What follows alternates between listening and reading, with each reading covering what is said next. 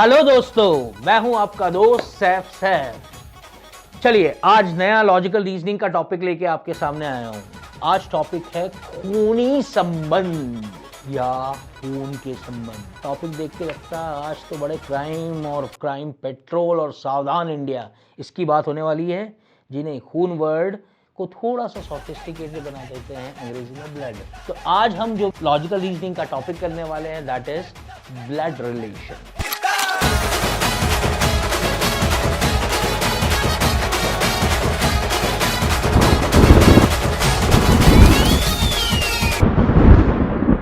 Very interesting topic. Initially it might feel like it's a bit confusing है, but once you identify these relationships in your family, आप अपनी family में देखना चालू करते हैं तो धीरे धीरे आपका कंफर्ट लेवल आना चालू हो जाता है। दो तीन तरीके अपनी फैमिली में देखिए, अपने सराउंडिंग में देखिए, या आप सबसे बढ़िया रिलेट करते हैं बॉलीवुड वगैरह से तो बॉलीवुड में देखिए करीना कपूर और करिश्मा कपूर के हस्बैंड आपस में क्या लगेंगे, ये दो बहनें, ये उन दोनों के हस्बैंड, ये दोनों ब्रदर इन लॉ लगेंगे आपस में। तो बस इसी तरीके से हम देखते जाएंगे। या फिर मैं आपसे बोलूं ऋषि कपूर करीना कपूर का क्या लगता था, ऋषि कपूर उसका भाई रणधीर कपूर और उसकी बेटी करीना कपूर। तो ऋषि कपूर करीना कपूर का कौन लगता है, चाचा लगता है। चाचा को क्या बोलते हैं, अंकल। और स्पेसिफिक जाएं तो पप्पा की तरफ से जो अंकल लगता है उसको क्या बोलते हैं, पैटर्नल अंकल। तो ये रोजमर्रा की चीजें हैं जो आप सब लोगों ने पढ़ ही रखी होगी। अपनी फैमिली में देखें, यदि मैं आपसे पूछूं कि आपके पिताजी की बहन आपकी क्या लगती है, आपके पिताजी की बहन आपकी बुआ लगती है। अब इंग्लिश की बारी। Who is your father's wife to you, आपके पिताजी की वाइफ आपकी क्या लगती है, आपकी मम्मी लगती है। आपके पिताजी की मम्मी आपकी क्या लगती है, आपके पिताजी की मम्मी आपकी दादी लगती है। आपके पिताजी की बेटी आपकी क्या लगती है, आपके पिताजी की बेटी आपकी बहन लगती है। बस अपनी फैमिली में ये चीज देखना चालू कीजिए, धीरे धीरे क्वेश्चन में कंफर्ट लेवल आपका बनता जाएगा।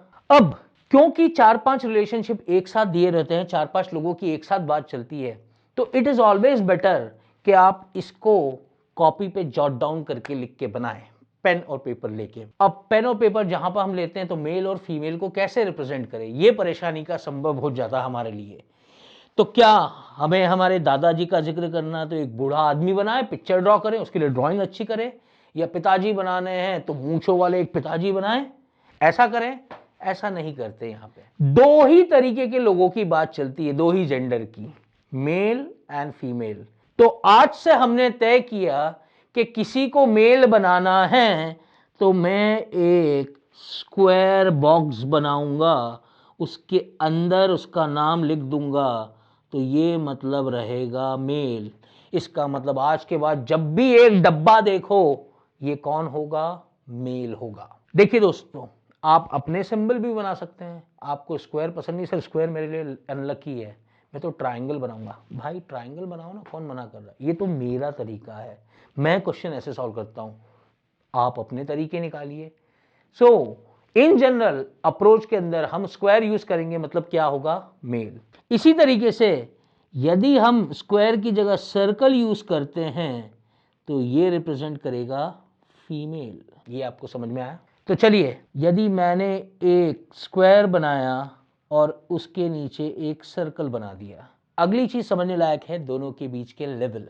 ये दोनों अलग अलग लेवल पे हैं। अलग अलग लेवल मतलब एक जनरेशन का अंतर है। ये पिताजी हो सकते हैं, ये बेटियां हो सकती है, ये अंकल हो सकते हैं, ये उनकी भतीजी या भांजी हो सकती है, ये ससुर हो सकते हैं, ये बहू हो सकती है।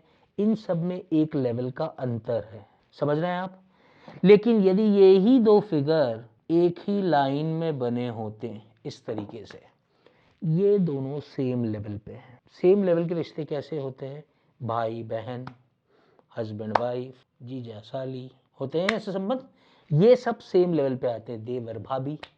तो ये सब सेम लेवल के हैं। इसी तरीके से यदि मैं फीमेल को ऊपर कर दूं और मेल को नीचे कर लूं तो उल्टा हो जाएगा, ये मम्मी और ये बेटा हो सकता है। तो ये लेवल की बात हो गई और मेल फीमेल को रिप्रेजेंट करने की बात हो गई।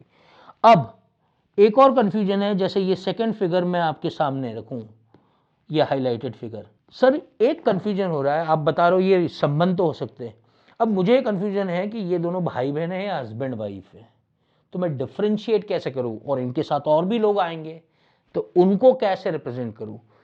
तो आज से मैंने दूसरा रूल जो बनाया मेरे अपने लिए कि जब भी मैं सिंगल लाइन खींचूंगा ये एक सिबलिंग रिलेशनशिप बताएगा।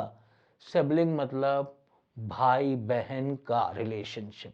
लेकिन यही जोड़ अंबुजा सीमेंट से बना है, हस्बैंड वाइफ का है, तो उसको डबल लाइन से रिप्रेजेंट करूंगा। तो यदि एक सर्कल और एक स्क्वायर के बीच में सिंगल लाइन है मतलब ये दोनों भाई बहन है, लेकिन यदि डबल लाइन है तो ये हस्बैंड वाइफ है। तो आज के बाद जैसे ही आपको इस तरीके का फिगर दिखे अपने बनाए हुए क्वेश्चन के अंदर या क्वेश्चन सॉल्व करते समय, और इनके नाम दे दिए हमने ए बी सी, क्या समझ में आता है आपको देख के? बड़ा क्लियर है। ए और बी एक कपल है, हस्बैंड वाइफ है, और बी का एक भाई है जो कि है सी। तो वो ए का क्या लगा? साला। साला मतलब ब्रदर इन लॉ। ये संबंध आपको क्लियर है? इस तरीके से हम बनाएं। ओके, अब अगली चीज नाम। बस ये तीसरी चीज आपको समझने लायक है ब्लड रिलेशन में, इसके अलावा और कोई चीज समझने लायक नहीं है। सर नाम बड़े कंफ्यूज करते हैं इसके अंदर, क्या करें, अंग्रेजी भाषा ही ऐसी है। जैसे for example sister in law की बात करते हैं हम, सिस्टर इन लॉ, ठीक है। कितने रिश्तों के जिसके हमारी हिंदी भाषा में अलग अलग नाम है, सबके सिस्टर इन लॉ हैं। पहले मैं हिंदी के नाम बताता हूँ आपको। भाभी, साली, ननद, इन सब के नाम एक ही होते हैं इंग्लिश में, सिस्टर इन लॉ। इसलिए मैंने आपसे कहा अपने घर में ये संबंध देखिए, ज्यादा आप कंफर्टेबल रहेंगे। इसी तरीके से brother in law, brother in law साले को, जीजा को, देवर को, जेठ को, इन सबको क्या बोलते हैं? Brother in law. तो 4-5 रिश्ते हैं जिनके सिंगल नाम है, बट हमेशा ऐसा नहीं होता।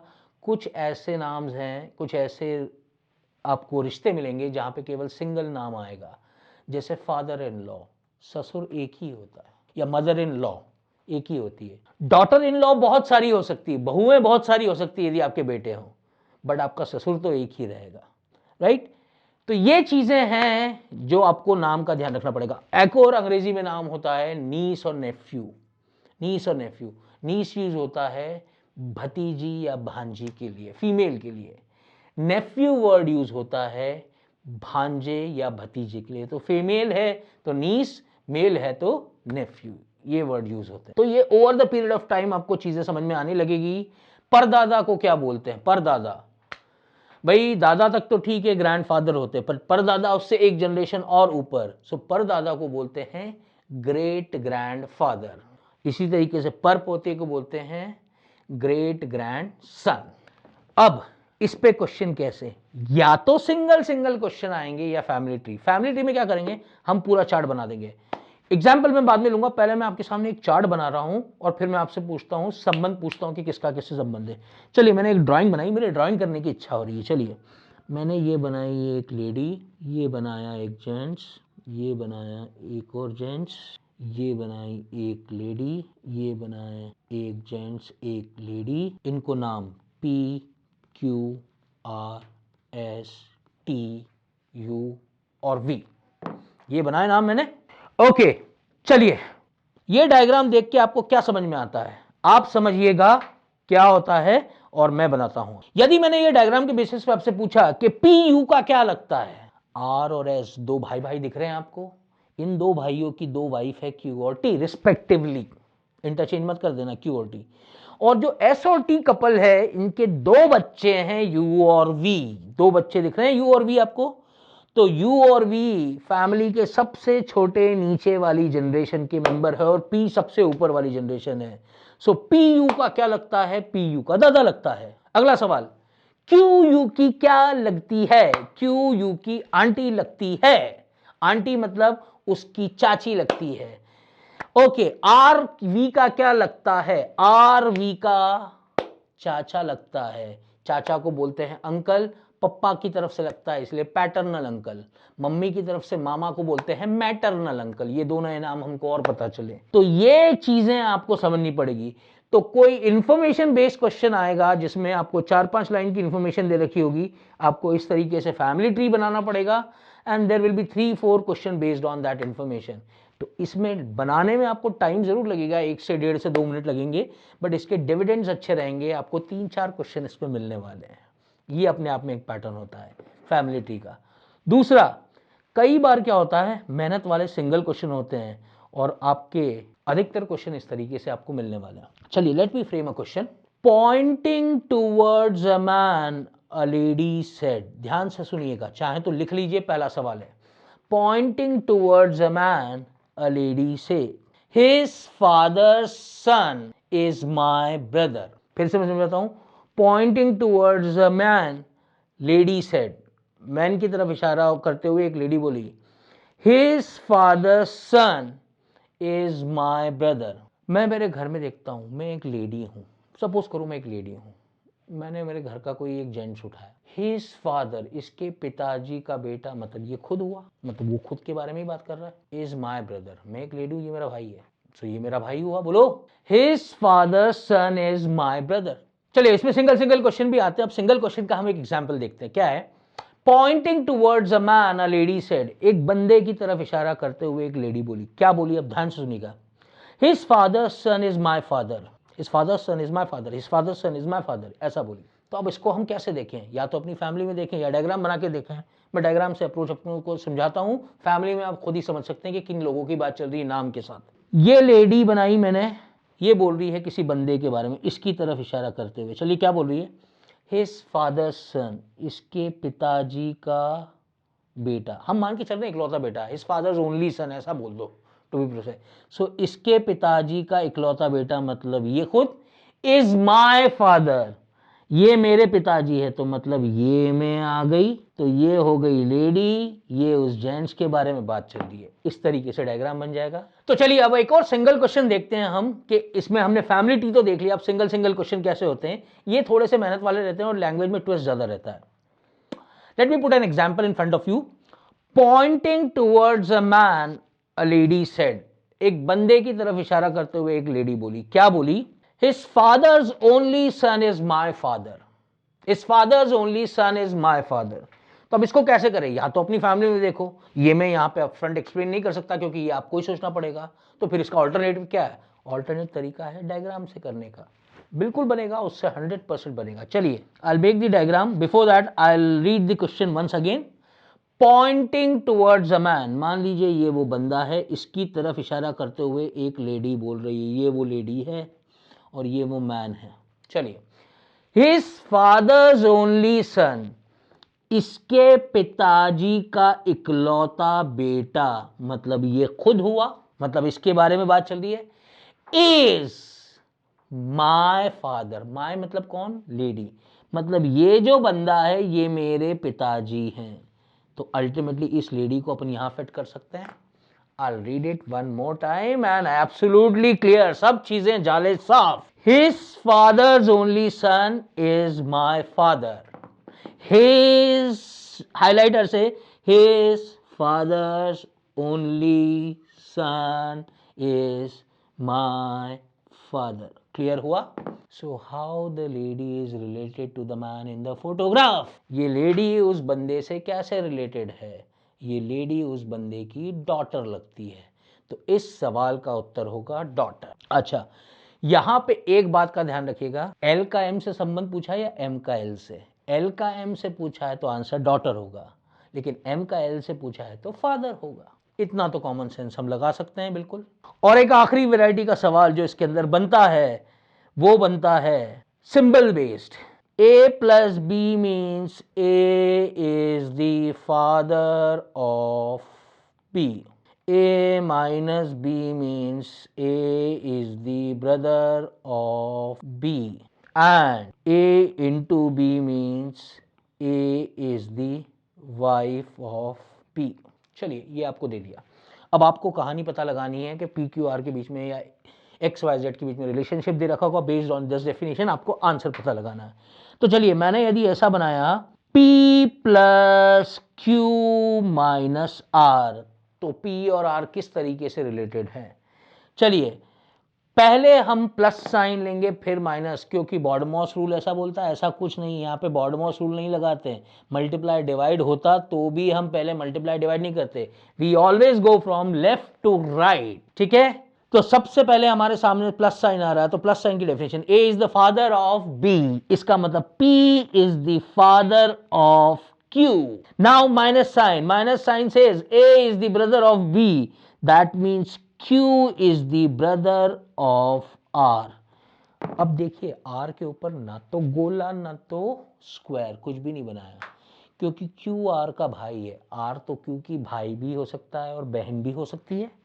So if the question comes how R is related to P, answer होगा मरने को नहीं मालूम, मुझे नहीं पता। लेकिन यदि सवाल होगा how P is related to R, तो पी आर का 100% पिताजी लगता है। तो आप समझ रहे हैं, पी का आर से रिलेशनशिप डेफिनेट है, बट आर का पी से इनडेफिनेट है। तो ये एक और अपने आप में वैरायटी है जो क्वेश्चन बनती है। इसके अलावा आपको सिंपल भाषा में ऐसे भी दिया जा सकता है, A is a brother of B, C is a sister of B and C son is D, so how D is related to A. ये आप बड़े सिंपल से बना सकते हो, पॉइंटिंग वाला बन सकते हैं तो फिर ये तो बड़े आसानी से बन सकते हैं। तो ये आप सटल अप्रोच यूज कर सकते हैं ब्लड रिलेशन के क्वेश्चन सॉल्व करने के लिए। सो जो मैं आपको टिप्स दे सकता था मैंने आपको दी है। इन चीजों पे वर्क करना चालू कीजिए, मेल फीमेल स्पाउस सिबलिंग कैसे करना है, जनरेशन, और आप ब्लड रिलेशन के क्वेश्चन में कंफर्टेबल हो जाएंगे। तो ये था खूनी संबंध अपना, याद है दोस्तों। तो इस टॉपिक को हम याद रखेंगे खूनी संबंध के नाम से। जहां खून समझा लॉजिकल रीजनिंग में मतलब ब्लड रिलेशन की बात हुई। सो खूनी संबंध बनाते रहिए, उसको सुलझाते रहिए, प्रैक्टिस करते रहिए। अगले सेशन में मैं आप फिर से मिलता हूं आपसे एक नए टॉपिक के साथ, नई ब्रीफिंग के साथ। तब तक take very good care of yourself. Bye bye, चाओ।